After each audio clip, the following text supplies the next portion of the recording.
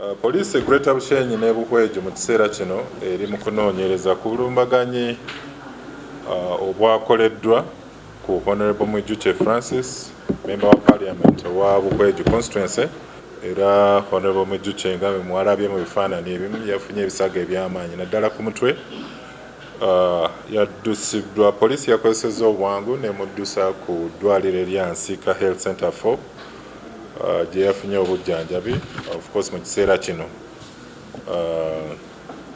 yavuddeyo mu ddwaliro, naye nga abantu baffe aba bulijjo abatuuze twagala okubategeeza nti abamemba ba Parliament balina obuvunaanyizibwa okulaba nti balondoola buli nsonga yonna mu ngeri ya demokrasiya mu bitundu byabwe bye batwala, okulaba nti waliwo obwenkanya n'obwerufu mu bizibu ebimu ebiba bitawaanya abantu mu bitundu.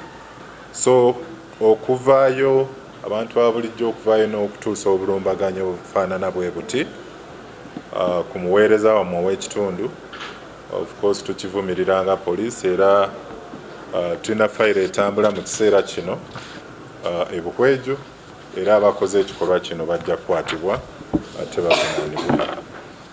Download the app on App Store or Google Play Store now. Vision Digital Experience, the future of media.